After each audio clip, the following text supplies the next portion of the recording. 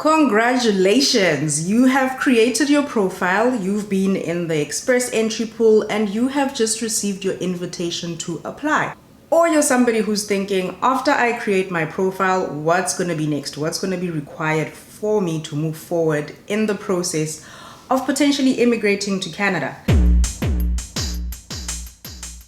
So after you receive your invitation to apply, all of the documents that we talked about on this video, if you haven't watched this video and you're wondering what is required for you to create a profile, I strongly suggest you pause this video, go watch this video, and then come back to this one, because there's a lot of things that's going to seem like, but don't I need this and don't I need that? We most likely covered it in this video. So now you've received your invitation to apply, and you will still need all of that information that you had and submitted in your profile, in your express entry profile. So always have that information at hand and ready. The things that you now need to add are a police clearance record for every single country that you've lived in for longer than a year. So if you've lived anywhere for longer than a year, you will need to get police clearance in that country. The other thing that you're going to need is your medicals done. You need to get medical assessments done for every single person that you would be moving with. And this is one of the things I would say you can leave towards the end. It can be one of the last things that you're doing, the medical assessments. With the police clearance records, I'm South African, and in South Africa, the police clearance record that we had to get was only valid for 3 months. So you really need to be timing when you're submitting your application and make sure that you're not requesting it so early that 3 months goes by and you haven't done anything with it. Just make sure that you're requesting it right close to when you're going to be needing it. The other thing that you would need is birth certificates for all dependents that you are declaring. Birth certificates, unabridged birth certificates, you would need that. And then if you're married, you will need a marriage certificate. If you're divorced, you need something stating that you've been divorced.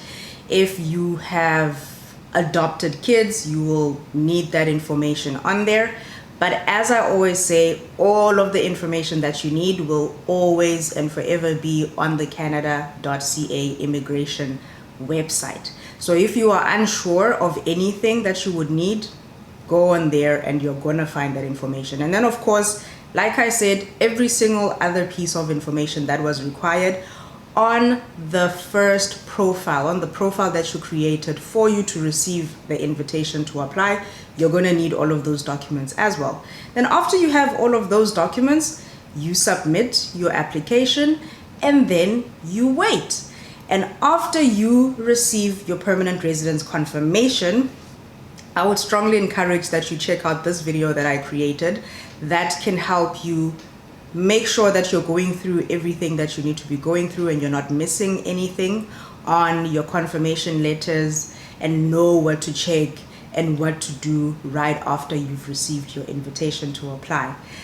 Thank you so much for watching. If you would like to join the Busi G fam, which has a number of people who are going through the process, doing their research, and are at very different stages of immigrating to Canada, you can join the Busi G fam and be part of the family, where you get to interact with people, ask questions, and read on things that have already been discussed in the group.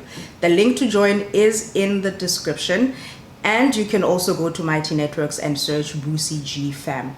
I look forward to welcoming you in the family, and thank you so much for watching this video. I will see you on the next one. Thank you for watching.